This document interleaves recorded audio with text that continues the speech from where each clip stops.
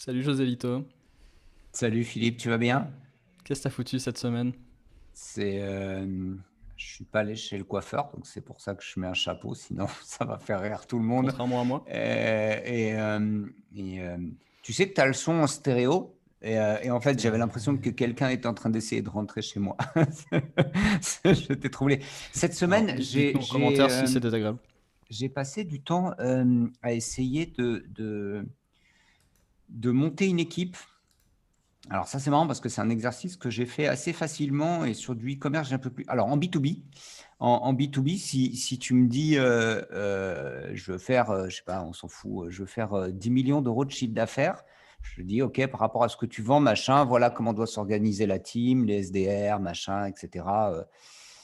J'ai une idée assez claire. Et j'ai dû me prêter au même exercice sur du e-commerce et je suis moins à l'aise en me disant, mais en fait, euh, demain, je décide de lancer. J'étais avec c'est marrant parce que c'est pas e-commerce au sens où on pourrait l'entendre, mais là, j'étais avec une courtière en prêt immobilier.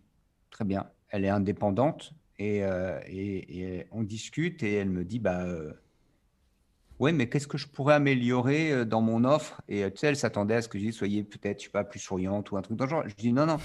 J'ai dit Alexandra, j'aurais voulu avoir le next step, j'aurais voulu avoir de l'automation, de recevoir des mails à tel moment, etc. En disant, tu as reçu le contrat de prêt, là le next step, etc. Et elle me dit, ah, mais je le fais en partie. Je dis, oui, mais vous le faites mal parce que c'est pas automatisé. Et on parle de ça. Et je dis, mais vous avez une limite, Alexandra, vous êtes toute seule. Donc à un moment, enfin, à un moment donné, vous allez, il peut pas y avoir deux Alexandra dans la même journée. Ok, donc on est en plein Anyone Can Scale et je lui explique le truc et je me posais la question parce que ça a été mon truc de la semaine de me dire, mais comment je bâtis une équipe Alexandra me dit, je veux faire 10 millions d'euros dans mon domaine. Je veux faire du commerce, je veux le faire en ligne. Comment je bâtis une équipe? Et là, sur le coup, je me suis dit, bah, c'est pas compliqué. Euh, j'ai un e-commerce, voilà, je vends des tasses, je vends des petites tasses comme ça, et des petites comme ça, des comme ça. Attention, il y a un truc dedans, il faut que je fasse gaffe. Je vends mes petites tasses, bah, j'ai mon site internet, j'ai mon CMS, machin, et puis après, qu'est-ce que je fais? Eh ben, je vais faire de la pub. Alors ça, c'était contre toute attente, j'ai trouvé ça facile. Je me dis, bon, je vais faire de la pub à Poppy Gico, c'est pas compliqué, ça me coûte tant par mois, je mets un budget pub de tant par mois. Quand je vais faire mes opérations de promotion, je mets tant, je peux monter, descendre. Ok, super. Bon, bah Mais ça ça. c'est facile parce que toute la partie chiante est de notre côté. Bah ouais, donc tu vois, je me dis, ouais, bon, ça, je sais, je prends une agence et puis je vais aller faire mon SUA, ma pub, etc. Très bien. Ok. Je veux faire du community management, etc. Je me dis, bon, ça, j'ai besoin d'un community manager. Très bien. Je vais aller faire du contenu. Alors, il faut quelqu'un qui me fait du contenu. Très bien. Et puis, je me dis, très bien. Et là, j'ai une question, c'est de dire, mais si je me dis que je veux faire, j'ai eu le chiffre il n'y a pas longtemps, mais tiens, 3 millions, passer de 0 à 3 millions d'euros en 5 ans, en vendant des objets, à quoi doit ressembler mon équipe? Et j'ai discuté avec un dirigeant d'un site e-commerce qui a une taille, je ne sais pas, raisonnable, qui est en millions d'euros, et qui me dit, bah, j'arrive à un stade où je ne sais pas comment bâtir mon équipe. J'aurais pas pensé que tu vois, c'était une question importante. Ça me semblait assez naturel de dire tu mets ça, tu mets ça, tu mets ça, tu mets ça. Et le gars te dit bah en fait aujourd'hui j'ai deux agences. J'ai splitté deux agences. J'ai le SEO d'un côté, le SIA d'un autre côté. J'ai en interne quelqu'un. Alors je suis tombé sur des trucs barbares. Enfin, j'ai un responsable acquisition, j'ai un merchandiser. Je me dis, putain c'est quoi un Hmm. merchandiser? Bah oui, Ça en e-commerce, m'intéresse. il faut un merchandiser. Ben, je ne sais pas ce que c'est, on va en parler. Et j'ai deux techs. Ah Pas mal. merde. Je dis putain, ok, ça, si tu veux commencer à faire du million d'euros Attends, il n'y a au-dessus de pas 5, de. Il y a pas un responsable marketing interne? C'est le merchandiser ben, en fait? je sais pas, tu vois. Et là, je me suis dit merde, en fait, je m'aperçois qu'à au-dessus de 5 millions d'euros, tu as tes problématiques. Quand tu regardes, alors je me suis amusé à regarder une fiche de poste d'un directeur e-commerce sur l'APEC. Et là, ils te Sur disent, l'APEC. bon alors, sur l'APEC, je suis tombé Bon, on n'a pas dessus, j'ai trouvé mieux. regardé. C'est idéal. Donc, je suis allé sur l'APEC et là, ils te disent, alors, il vous faut ci, vous pilotez machin, vous faites bidule, vous faites truc pour des sites à 100 millions d'euros. Je suis allé regarder sur un site qui fait 37 millions d'euros. Alors, celui-là, je le connais, j'ai regardé sur LinkedIn, en fait. Et là, j'ai vu des product owners, j'ai vu une… Merde, comment ça s'appelle Décris, je vais te trouver. je te dirais, mais elle fait brand Dis-moi ce qu'elle manager. fait. Voilà, pardon. Ah, bah. Brand, je ne sais pas ce qu'elle fait, elle fait C'est brand pas comme si manager. on avait publié un truc la semaine dernière à ce sujet. Brand manager, voilà. Donc, ça a attiré mon attention. Et puis, et là, je me dis, OK, stop, frein à main, arrêt buffet, il y a quelque chose que tu sais faire dans du B2B. Tu sais monter une équipe sales pour du B2B, pour du e-commerce. Je commence par quoi et comment je valorise ensuite auprès d'un décideur, quand j'ai un codir, comment je valorise des gens qui n'y connaissent rien. Tu déboules et ils te disent, gamin, je comprends pas, moi, on me dit un site internet, tu mets un WordPress, WooCommerce, Magento, PrestaShop, whatever, tu mets des produits et puis c'est fini, quoi. Tu vois, tu mets 15 000, 20 000 ou 30 000 balles dans ton site. Après, c'est fini, ça tourne, tu fais du business, tu vends tes trucs. Enfin, quand tu as un magasin, tu n'as pas un brand manager, tu n'as pas un acquisition machin, tu n'as pas bidule. Tu mets un 4x3, une sucette à l'entrée du magasin, tu mets une jolie vitrine, tu mets des gens dedans pour vendre et puis on n'en parle plus. Tu t'es déjà demandé pourquoi Starbucks avait niqué tous les non-Starbucks du marché? Non, vas-y, dis-moi. Bah, tu viens de répondre à la question toi-même. Ah, pour ça? Parce qu'ils ont mis des brand managers?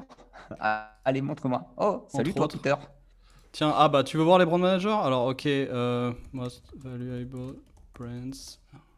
On va voir si Starbucks est dedans. Apple, Moi je pense que Starbucks y est.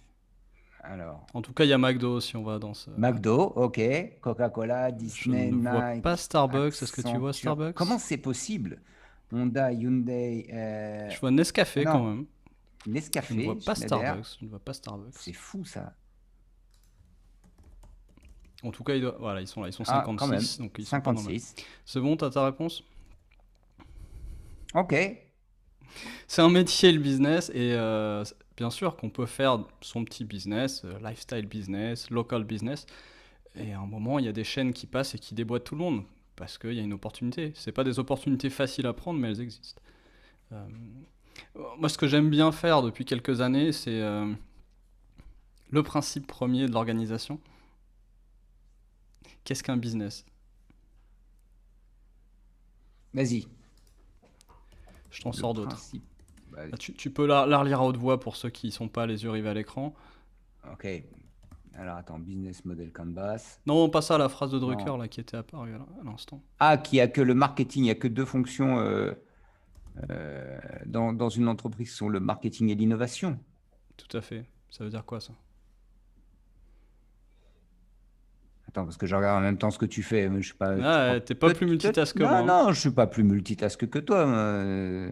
Donc il y Ah, a ça que c'est bien deux. ça. Alors vas-y, on va les remettre dans l'ordre. Je vous ouvre deux, Alors, trois trucs. Donc business has only two major functions, marketing and innovation. Qu'est-ce que ça veut dire? il y a le marché et la réponse qu'on peut apporter au marché. Moi, je le lis comme ça. Marketing, c'est le marché et l'innovation, c'est la Hmm. réponse qu'on apporte à une question du marché ou une problématique. Je suis C'est assez ma façon d'accord avec ça. d'interpréter. Et si tu regardes le business model Canova qui a été assez populaire il y a 15 ans, 15 ans déjà, on retrouve au milieu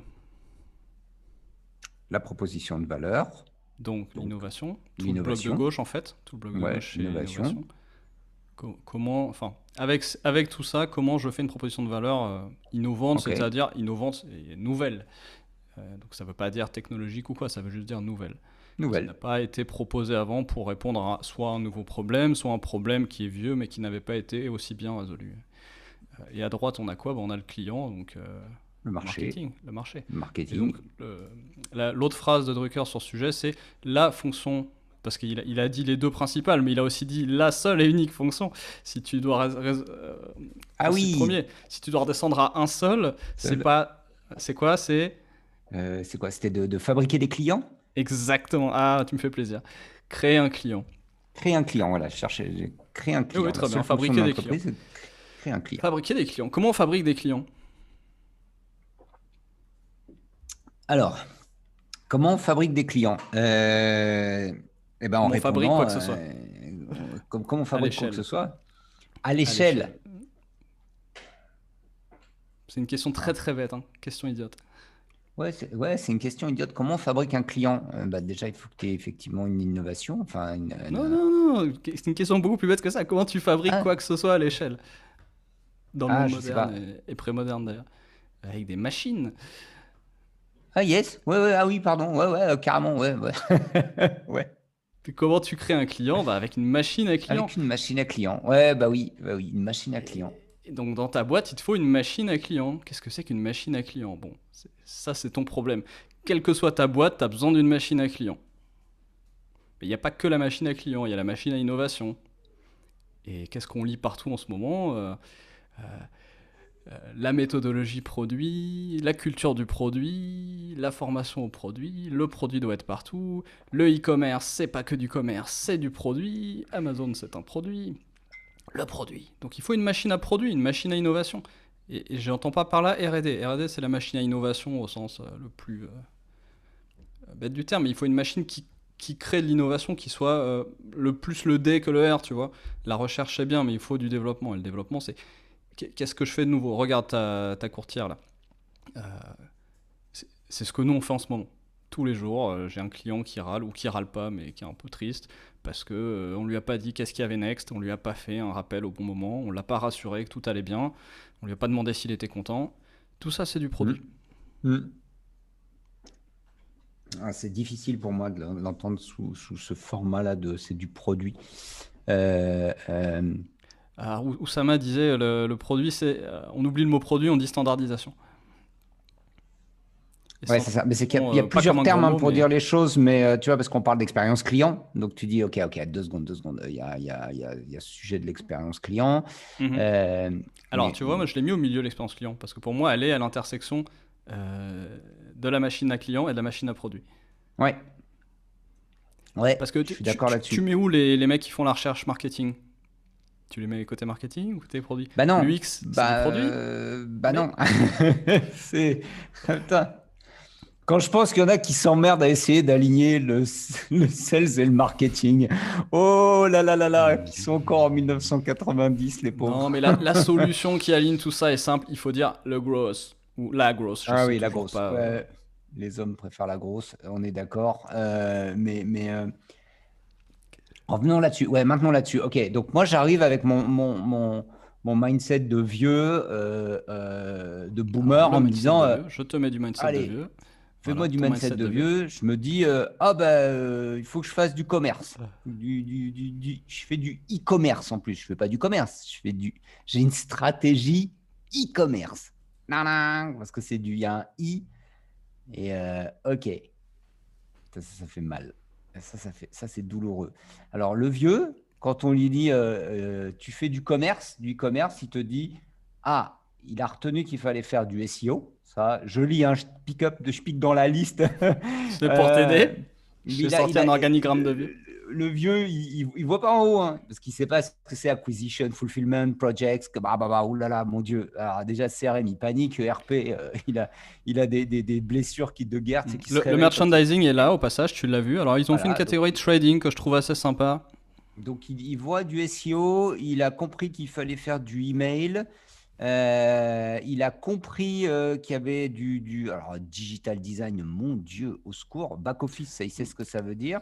Alors, Le tu vois qu'il n'y a pas surveille, de. il ne devrait pas trop parler à ses clients, mais il entend. Téléphonie, ça, il sait. Ça, il dit il faut du téléphone.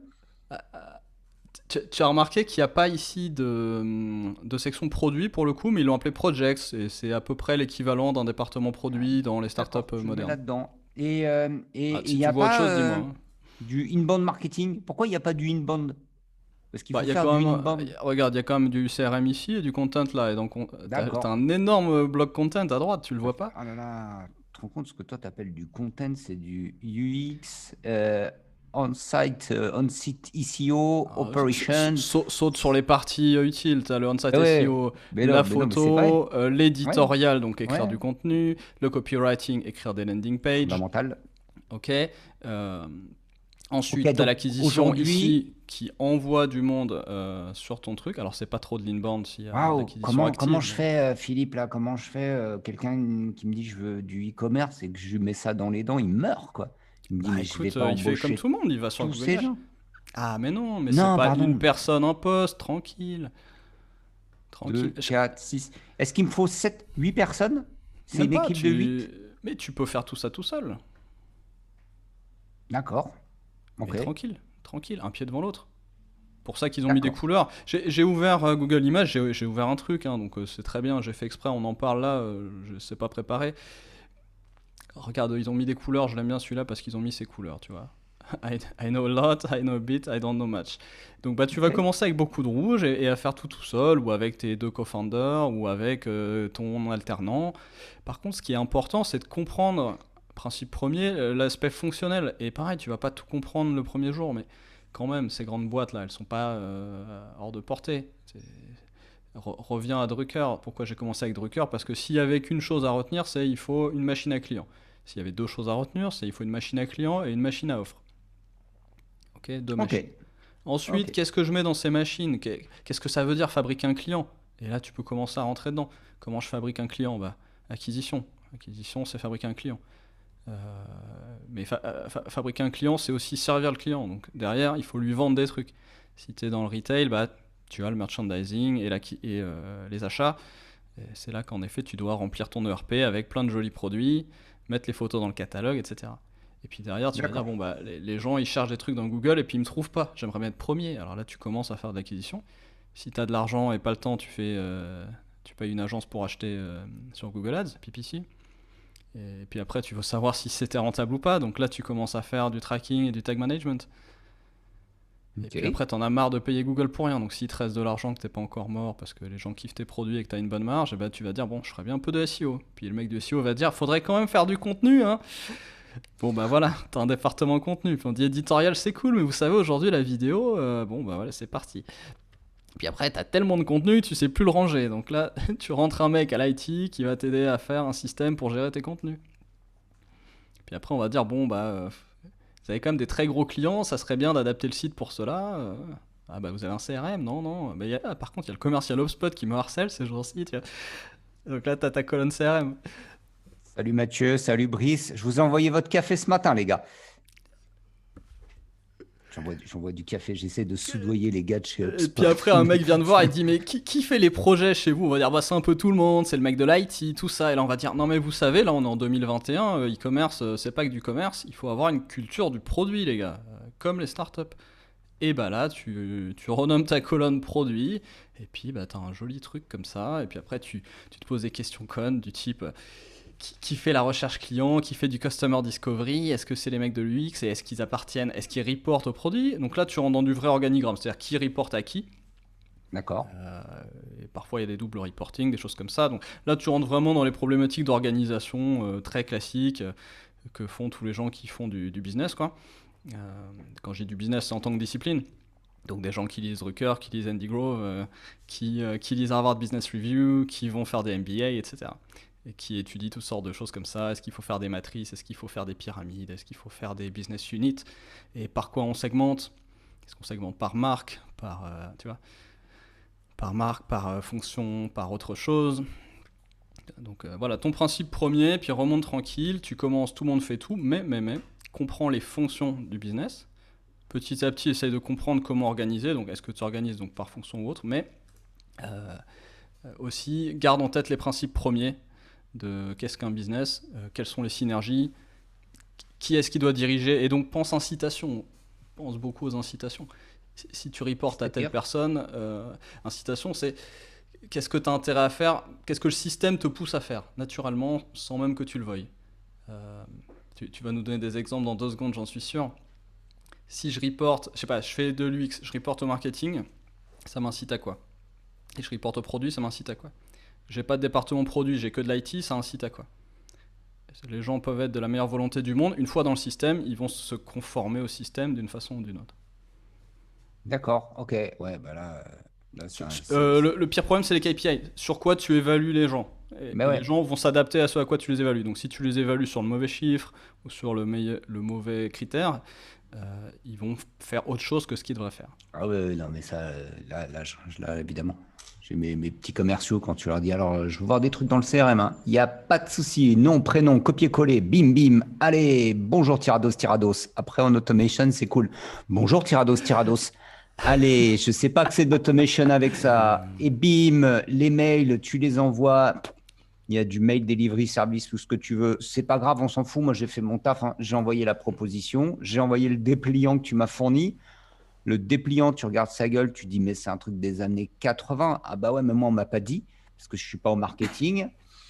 Pendant Voilà. que le marketing fait je sais pas quoi et que l'IT te dit, dis-moi ce que tu veux et je te dirai comment t'en passer. Parce que quand même, on va pas commencer à se faire chier, à faire de la data, des bases, des trucs, des bidules. Et ok, ça, c'est la guerre.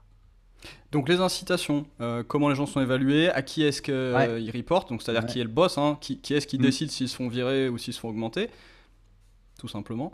Très important. Et donc selon comment tu découpes ta boîte, bah, ça va changer la face de ta boîte, sa culture, le degré de collaboration entre les gens, les problèmes d'alignement. Est-ce que c'est le marketing qui dirige ou les ventes? Est-ce que c'est le même chef pour les deux? Est-ce que...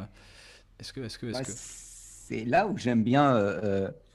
Putain, j'ai vu un truc du Xerfi il y a pas longtemps, là, une interview d'un monsieur qu'il me pardonne s'il regarde cette vidéo. Il n'y a aucune chance que ça arrive, donc je peux dire n'importe quoi. Je suis comme Euh, abonné à Xarfi Canal sur YouTube, alors on sait jamais. euh, non, mais il a dit un truc très très intéressant. Je l'ai plus en tête. Le nom du monsieur m'échappe, mais un monsieur très sérieux, avec plein de cheveux blancs et Tout le qui monde est sérieux chez expliquait. Xarfi. En 4 minutes, le gars expliquait. Ouais, mais après, ouais, je les connais sur LinkedIn et par derrière, c'est des gros déconneurs, hein, en vrai. Mais quand ils sont sur Xerfi, ouais, ouais, c'est sérieux. Et le type dit, en fait, on ne voit pas C'est du branding. il dit le shift. Ce que tu évoques, en fait, il dit, on n'a pas vu le shift de, c'est nous en tant qu'entreprise qui créons un produit qu'on pousse sur le marché. La notion de flux tiré, finalement, il dit, et là, c'est le marché qui demande quelque chose et il faut Mhm. répondre à ses attentes. Et le Euh, SEO est le pinacle de ça au passage. et donc, le type te dit, finalement, l'alignement du sales marketing, ça sert strictement à rien. C'est un nonsense. Le sales marketing, c'est la même chose. Et toi, tu dis, bah ouais, pour moi, ça veut dire Créer un que, client. bah ouais, c'est la machine à créer des clients. Parce qu'on est trop fonctionnel, on oublie le principe premier qui est créer un client, et derrière on se retrouve à faire du fonctionnel, et on fait tellement de fonctionnel que c'est comme n'importe quelle organisation. Une organisation, elle veut s'auto-propager si tu veux. Donc à un moment, tu oublies ton objet d'origine. L'organisation oublie son objet et elle s'intéresse plus qu'elle-même. C'est exactement ça. Et là, tu dis, OK, back to basic, c'est juste, tu veux créer un client.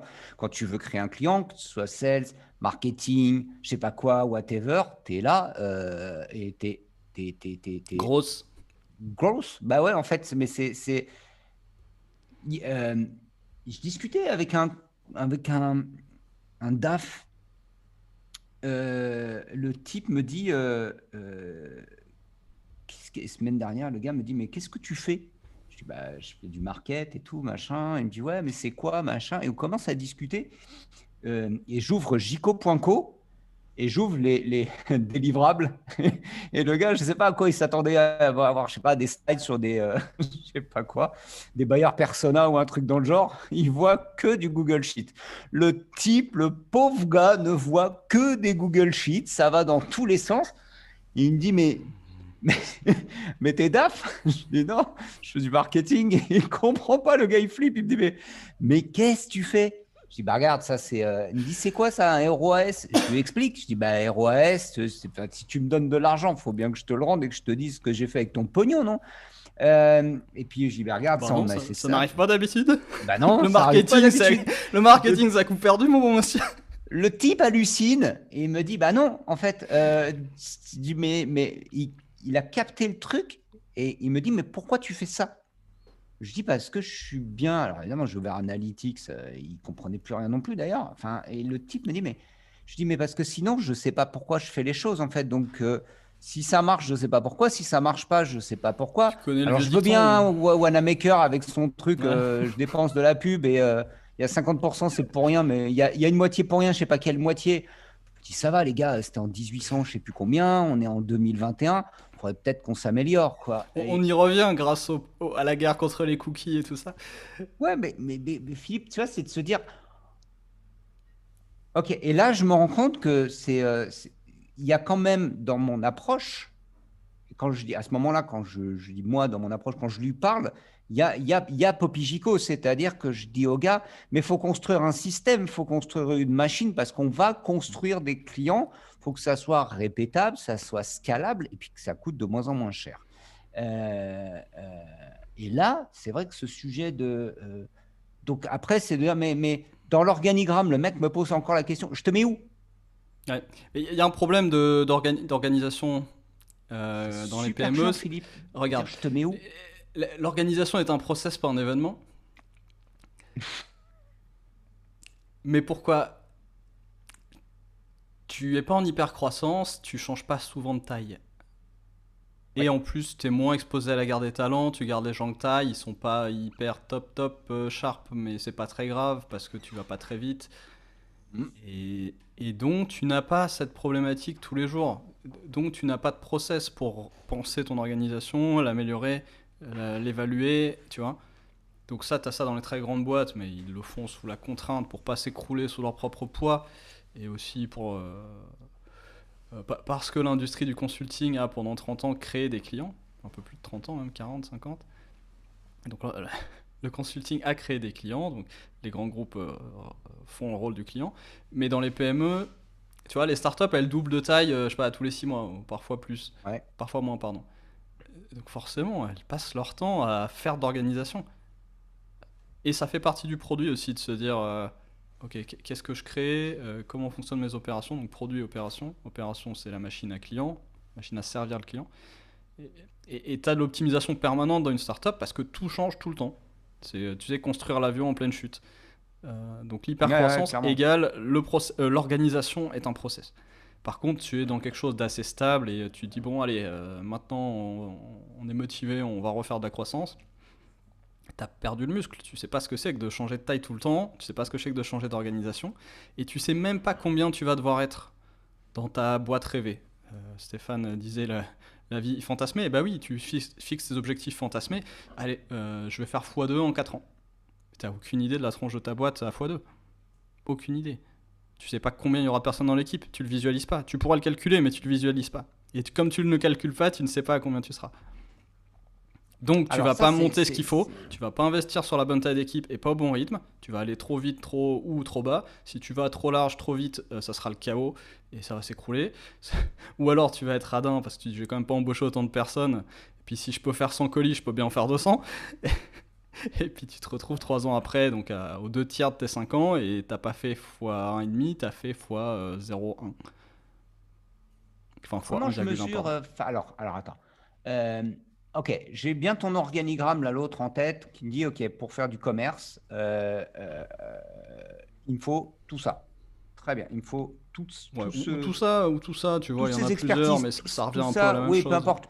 Tout ça, il me faut un certain nombre d'expertises, Yes. de savoir-faire. De En fait, il me process. faut un certain nombre de savoir-faire, de process. J'ai besoin de ça et avec ça, ça marche. Après, toute chose étant égale par ailleurs, c'est mon produit, c'est une merde, mon produit, c'est une merde. Mais j'ai Oui, un mais t'as bon un process pour produit. l'améliorer. T'as un process pour améliorer ton En produit. fait, mais voilà, j'ai un bon produit. Je fais une aparté pour rappeler qu'il y a deux types de e-commerce quand même qui peuvent être Oui, mélangés. Mais tu as des e-commerce retail qui sont des revendeurs. Je sais pas, pense à Darty, la Fnac, Amazon. ok. Et tu as des e-commerce qui vendent leurs produits. Je sais pas si tu veux donner un nom là. Quetch, très Voilà, bonne Quetch. marque. Je sais pas, tiens, oh bah, non, je sais pas, je l'ai pas T'en sous as la une main. sous la main, voilà. Donc De eux, ils sont l'isotherme. créateurs de leurs propres produits. Donc tu vois qu'un process produit de l'infrastructure, le produit en tant qu'infrastructure de commercialisation. Donc pense à quelqu'un qui fait du produit chez Amazon. C'est pas quelqu'un qui fabrique des gourdes chez Amazon. C'est quelqu'un qui conçoit une expérience d'achat. Par contre, si Oui. tu fais des gourdes, il faut que tu aies quelqu'un qui construise les gourdes, qui fasse l'expérience gourde, et quelqu'un qui fasse l'expérience d'achat. Et si possible, que les deux aillent bien ensemble. Je donne plein de marques, hein. Mes lunettes LA Works, je kiffe. Voilà, c'est eux qui fabriquent, c'est deux nanas qui fabriquent leurs lunettes, les montures, qui les commercialisent, elles font tout. Ouais, je parlais de ce commerce-là, hein, en tout cas, c'est celui qui me fait kiffer. Il y en a plein d'autres, Le mais e-commerce des créateurs. ouais, j'aime bien parce que voilà, tu peux avoir un impact sur plein Mhm. de choses en même temps, mais Donc ok, c'est il y a pas bien tout les à deux, fait c'est bien de la. faire la distinction. Oui, tu n'auras pas le même organigramme. Alors à la fin, tu auras un Ah, organigramme comme ça, mais par contre, tu auras une partie les produits qu'on vend et une partie le produit en tant qu'expérience d'achat.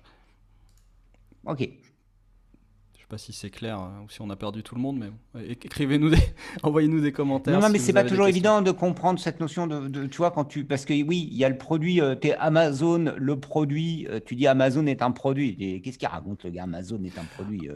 En fait, j'ai J'ai mis les jamais boîtes. acheté un Amazon. J'ai pas fini ce truc, mais je me suis amusé à faire ça. Donc regarde, tu as ça. Tu as ce qu'on appelle merchandise. Donc soit tu l'achètes et tu la revends, soit tu la fais toi-même. Dans tous Ok. les cas, et là je me suis amusé à le mettre côté customer parce que je pensais plus à du retail, mais c'est aussi du produit si tu es une boîte qui crée ses propres produits. Donc la merchandise, la marchandise, c'est une des trois branches du produit.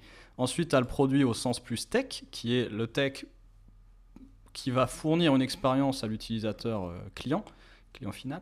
Donc le mec qui achète sur Amazon, il y a quelqu'un qui réfléchit à tout ce qui se passe quand tu es sur Amazon, que ce soit les mails que tu reçois, dans quel ordre ça se passe, comment c'est rangé dans la page, etc. C'est Hmm. pas juste de lui, c'est pas juste de l'interface. C'est une expérience globale qui est conçue par des chefs de produits, et des dizaines de chefs de produits, et des directeurs de produits, etc. Et Hmm. puis toute la partie non-consumer, donc tech aussi, mais comment ça marche par ailleurs. Donc tout ce que tes clients internes vont voir, les gens qui font les commandes, les partenaires, les revendeurs, les fournisseurs. Tout ça aussi, ça peut être amélioré en continu selon un process et être géré par ce qu'on a ici des responsables projets, et si on veut adopter un état d'esprit plus startup moderne, des responsables produits. Donc tu vois, tu as trois types de produits dans e-commerce. Ouais, c'est ça qui est des fois assez complexe à comprendre. Que derrière produit, on cache, il y a plein d'autres choses. D'accord, donc j'ai mon organisation, je sais que j'ai toutes ces expertises-là et que si j'ai tout ça et que j'ai un bon produit, bah, ça va se vendre. On part Peut-être. du principe que ça va se vendre. Tu n'arriveras pas à avoir une personne par rôle si ça se vend pas de toute façon. Ouais, mais au début, donc je commence, je sais que je dois faire tout ça, en interne ou en externe ou peu importe, mais il faut que je m'occupe de tout ça. Et Ça, c'est une autre. certains trucs, c'est 1 heure par mois, hein, tu vois, mais ou même tu les fais pas du tout au tout début. C'est pas très grave. Ouais, ou tu les fais Le plus pas. important, c'est. Oui, oui, ou tu dis je les fais absolument pas, je m'en fous et je verrai plus tard sur ces trucs-là. Mais on en a un autre là sous les yeux. Ok, et maintenant, si je me pose la question euh, ouais, parce que tu vois, je vois Director Acquisition, là, Director of Acquisition, Paid, Mhm. Organic, Affiliate, Au Offline, début, c'est ton agent ou ton Targeting. stagiaire, tu vois. Tu Alors, dis, stagiaire, OK, c'est risqué, hein, mais. si je prends quelqu'un qui sait me faire et ça, et le CRM, et le marketing, et directeur du e-commerce, et creative director, director of brand marketing, je dis, si j'en trouve un qui sait faire absolument tout ça, Ça s'appelle un euh, co-founder, ça s'appelle un co-founder. ça s'appelle un co-founder, quoi. Tu dis, c'est pas possible, quoi. Quelqu'un qui s'occupe absolument, absolument de tout ça, parce qu'il faut être mais à 2000% là-dessus. D'accord.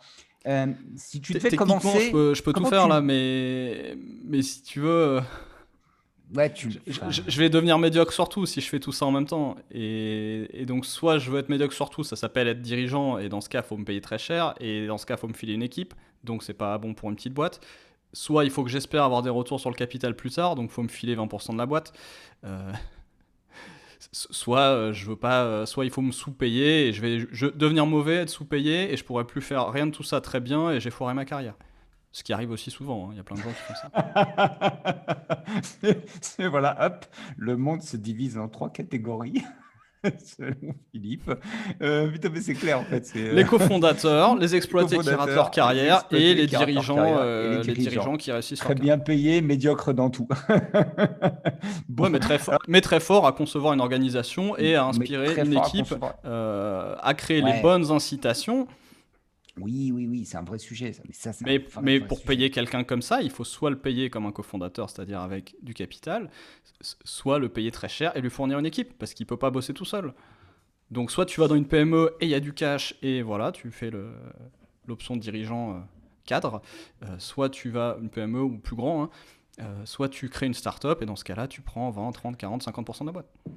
Le temps tourne, je suis attentif au sujet, mais est-ce que j'ai deux questions là-dessus. J'en ai une qui est-ce que quand même on peut le faire en progressif? C'est-à-dire que quelqu'un te dit, OK, bah, je te donne les Et clés de oui, la c'est un boutique, process. tu t'en occupes. Il commence par faire un certain nombre de trucs, il fait des arbitrages, ça je fais tout de suite, ça je ferai après, etc., etc. Tu lui conseillerais de commencer par quoi? J'aime bien ce côté principe premier. J'ai besoin de clients et j'ai besoin d'un truc à vendre. Et essaye de Acquisition? comprendre ce que tu as, essaye de comprendre ce que tu n'as pas, et essaye de comprendre OK, pour aller à la prochaine milestone, qui est, je sais pas, je veux faire x2, je veux faire plus 10%, suivant où tu en es. Qu'est-ce qui va me manquer? Qu'est-ce qui fait que je vais rater mon objectif? Et là, tu vois la brique qui te manque. d'accord. Et tu convertis ça en organigramme. Ce qu'on voit là n'est pas un organigramme. Pas loin, mais c'en est pas un. Un organigramme de type, nous on l'appelle accountability chart, c'est un organigramme non pas de l'organisation en tant que telle, mais du reporting juste, qui est une facette de l'organisation qui reporte à qui jusqu'au fondateur, enfin au dirigeant, CEO. Est-ce Et que j'ai un juste tu fais moyen? ça, mais tu mets pas les noms. Ce qui compte, Ouais, c'est ouais. la bonne personne à la bonne place, et c'est donc pas trouver la bonne place à chacun, c'est comprendre quelles sont les bonnes places pour ta taille et pour l'endroit où tu veux aller là tout de suite. C'est pour ça que ton diagramme là, me va très bien parce qu'il n'y a pas de nom ni rien. C'est juste dire, voilà, il faut un socle. Il y a un certain nombre de compétences à acquérir et ça me va très bien. Le deuxième truc, c'est de dire, je suis confronté, c'est souvent, on en parlait là, à un after marketing émotionnel de Patrice Lobinia et on disait, OK, en France, et on ne faisait pas ni du PME bashing ni du France bashing, on disait juste, en France, les PME ne sont pas matures à propos du marketing. C'est un constat et c'est un constat qui me semble juste de dire les PME en France ne sont pas matures au niveau du marketing. On pourrait parler de certaines startups, des grands groupes. La dernière fois, on parlait de marque et je te disais, en France, on a les PME n'ont pas de marque et donc les PME c'est pas des vraies boîtes en France. Tu vois, j'allais un peu Ouais. loin et tu me disais oui mais c'est pas grave. Et je te dis ouais mais regarde économiquement on est à la ramasse sur l'Allemagne et autres pour cette raison. Et Oui. qu'est-ce que je vois pas une semaine après ça, je reçois des pubs Facebook. Euh, comment c'est? Ah j'ai Facebook oublié. nous Ça écoute. s'appelle Campus quelque chose et c'est formation pour le Mittelstand. Et c'est Mittelstand c'est ce tissu économique d'ETI allemand qu'on nous rabâche un petit peu dans la presse économique. Et donc ça m'a sauté aux yeux parce qu'on en parlait une semaine avant. Et tu vois que eux ont maintenant leur espèce de YouTube de la transition, de la formation à la transition numérique pour le Mittelstand. Euh, et Ah, mais eux c'est un vrai sont, je sujet. pense, conscients de ce sujet-là à tel point que tu peux balancer sur Facebook une pub Campus für der Mittelstand et les gens se reconnaissent là-dedans. Ils se disent ah oui, je participe de ce tissu économique. Je sais que ton ami Stéphane Callot m'a envoyé aujourd'hui une interview de comment il s'appelle Sandy Munro qui est un mec qui bosse dans l'industriel et qui a un petit succès sur YouTube, qui a interviewé Elon Musk récemment. Et il dit ça dure 1 minute. Et Stéphane me dit regarde à 25. Et le mec dit bah, t'as 20 ans, t'as 70 ans. Aujourd'hui, le monde a changé. Il faut que tu sois prêt à changer. Si t'es bloqué dans ta façon de faire, t'es foutu. Ouais, bah oui, bah oui, bah oui, bah oui. Mais c'est super dur. Enfin, c'est super dur parce que regarde, je suis une PME. J'ai quelqu'un qui vient qui me dit alors, on va faire du commerce, on va faire du e-commerce. B2B, B2C, ça n'a pas d'importance. On va faire du e-commerce. Et tu te dis, mais c'est impossible que mes clients achètent des trucs sur Internet. Parce que c'est des cycles longs, parce que c'est multi-interlocuteur, parce que ce que je fais, c'est compliqué, parce que ce que je vends, c'est cher. Comme les On voitures, va. Évidemment. Je dis, mais les maisons. ok, d'accord. Les maisons, les voitures, c'est cher? Ouais. C'est compliqué? Ouais. Pourtant, ça se vend sur Internet? Bah non, bah si. Et tu montres, ah bon? Pendant longtemps, on a dit que ça se vendrait jamais sur Internet. On t'a dit que les T'as dit que chaussures ne se vendraient jamais sur Internet. on y est, d'accord? Donc, tu mets ça. Là, on te dit, OK, maintenant, je t'écoute. Il faut quoi comme équipe? Tu présentes ton organigramme, là, ton diagramme que tu m'as montré. On dit, oh putain, je sponsorise déjà l'équipe de foot de mon village. Je peux pas en faire deux en même temps. C'est pas possible. C'est compliqué, gars. Je donne déjà de l'argent au Alors, Montpellier Racing, je sais pas quoi. une J'y connais étape rien qu'on au n'a foot. pas, une étape qu'on n'a pas donnée, c'est quand même de déterminer la taille. Donc on a dit, vois ton objectif et vois ce qui te manque pour y aller, mais il faut aussi que tu détermines la taille. Peut-être un petit jeu que tu peux faire, pareil comme en business school, c'est fais tes ratios, tu vois. Donc regarde ton ratio actuel, si tu as déjà une équipe, mais une petite. Regarde vraiment, hein. Mais surtout compte bien tous les gens qui sont cachés, donc tous les gens qui bossent et qui en théorie sont dans une autre division puis qui aident un peu sur le marketing, attribuent une partie de leur salaire au au e-commerce. Et fais ton calcul de équivalent plein temps versus combien ça rapporte. Tu fais ce ratio-là. Je suis pas fait d'école de commerce, ni de business school, ni rien du tout. Alors vas-y, Juste fais-le-moi en une entier. En plus, division. Donc mettons, tu as ouais, je sais, mais tu sais que j'ai T'as un trois blocage avec les personnes, chiffres. ok, trois Je personnes. panique. Ouais, Trois personnes, elles te coûtent chacune 40 000, donc 4 fois 3, 120. Et puis 120 t'en as 000. encore une autre qui passe, je sais pas, le mec de l'IT passe 15% de son temps sur l'e-commerce, donc pareil, tu refais 40 fois 15%. Donc allez, t'as 150 000 euros à peu près de Bim. salaire pour ton e-commerce. Donc tu peux rediviser ça en équivalent plein temps ou juste faire un ratio sur combien ça coûte. Ok. Tu fais le ratio de combien ça gagne, ton e-commerce il fait, je sais pas, 200 000, tu fais 150 versus 200. Et maintenant, tu Mhm. dis, je veux faire 10 millions. Et tu refais le même ratio. Tu fais ta règle de 3 et tu vois combien ça fait. Et maintenant, tu revois combien de têtes ça fait. Donc, tu dis, si je suis exactement aussi efficace qu'aujourd'hui, Mhm. à 10 millions, voilà combien il me faut de personnes. Maintenant, est-ce que je serai plus efficace ou moins efficace? Effet d'échelle, tu seras peut-être plus efficace. Bordel pas possible dû à l'hypercroissance, tu seras moins efficace. Donc, ça sera pareil. Tu vas être à Scénario, peu près donc potentiellement, tu seras kiff-kiff. équivalent. Les trois scénarios sont possibles. Ok. Et peut-être que certains de ces trois scénarios ne sont même pas viables, ou ne sont viables qu'avec un financement externe élevé. Est-ce que tu seras capable de l'obtenir? D'accord. D'accord. D'accord. C'est un peu plus clair. Ça commence à être, ça y est. Je commence à capter de dire, OK, tu dis-moi combien tu veux faire de chiffre d'affaires et à partir de là, je vais te dire combien tu fais aujourd'hui, combien tu veux faire, combien tu as de personnes aujourd'hui, combien tu feras de personnes demain. Et ça, c'est solide parce que finalement, Et c'est pas des prédictions, c'est juste des ordres de grandeur pour se dire, ok, ah merde, ouais. je me voyais faire ça avec deux personnes en plus. Et en fait, il te faut. De fait, si tu veux faire x10 en chiffre d'affaires, ton ratio il est vite fait, tu fais x10 sur le nombre de têtes. Hein, donc je te donne une version plus fine, mais la version bourrin, c'est celle-là. OK. OK, ça me va bien. Et que font tous ces gens pour valoir leur salaire? Et puis maintenant, est-ce que je peux faire avec moins de gens? Mais est-ce que je peux vraiment? Et puis là, tu benchmark un petit peu, et puis après, tu reviens sur Terre, et qu'est-ce que je fais les 6 mois qui viennent? OK. OK. Très intéressant. Je garde de ce sujet-là le chart que tu m'as montré là avec l'ensemble alors ça évidemment, ça je pense qu'on va le e-commerce org, je garde et je garde aussi cette notion de la Celui-là, là, machine il à est client. sympa. Ouais, Ouais. celui-là est sympa. Je trouve que celui-là est sympa. Il me semble assez intéressant de faire sous cette forme-là avec l'ensemble des compétences nécessaires. Mm. Ce que tu J'aime bien les maîtrises, ce couleurs. que tu maîtrises pas. Ouais, c'est vachement bien pensé. Tu as une vision Et après, complète. tu mets des noms. Et tu as le même nom partout au début, puis après, tu as un nom en plus, puis Ouais. tu le dispatches. Et après, tu dis, est-ce que c'est malin de filer ça à la même personne? De nouveau, pense aux incitations, pense à l'effort de changer de contexte qui coûte cher. Euh, on Ouais. filera un organigramme qu'on fait, nous, on fait les boîtes, on met les responsabilités de chaque boîte, et après seulement on dit qui va le faire. Et Et peut-être j'aime c'est bien quelqu'un, vraiment cette notion de machine à client. Ça me paraît être eh ben moi j'aime celle de machine à produit parce que aujourd'hui je pense que quand on fait du commerce, on a tendance à oublier que le commerce c'est aussi un produit. Ça, on va revenir là-dessus, Philippe. Il faut vraiment que tu Oui. creuses ce sujet. C'est super, super, super important. Parce que vraiment, ouais, la machine à customer, en fait, c'était juste les machines de guerre commerciale et qui étaient très, très orientées, en fait, sales, qui intégraient un petit peu en 2003, là, quand Nicolas Voiré Et commence à en Chet Holmes. parler. Mais ça a été un peu… On voyait qu'il y avait Lui, un certain déséquilibre sur cette notion ouais, de Ultimate Sales Machine. tiens, bah tu Ouais, vois, ah, yes! en haut, c'est difficile. En bas, tout le monde s'en fiche. Il y a besoin d'aller un petit peu L'inverse. plus loin. Juste mettre à jour, en fait, par rapport avec tout ce qu'on peut faire aujourd'hui, mettre un peu à jour cette notion de machine à fabriquer des clients et machine à fabriquer des produits. Merci beaucoup, Philippe. Très, très intéressant. Euh, on va prendre le temps d'affiner un petit peu, parce que là, ceux qui regardent cet épisode vont dire, mais c'est un bordel d'une confusion totale.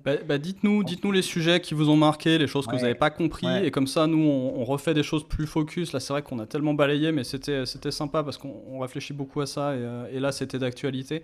Donc, au plaisir d'aller vous chercher peut-être plus de documents, de faire des choses plus focalisées sur une thématique, avec des chiffres, avec des diagrammes si vous voulez. Donc, dites-nous en privé ou en public ce qui vous intéresse. Merci beaucoup, Philippe. À la semaine prochaine. Salut Joselito. Salut, Philippe.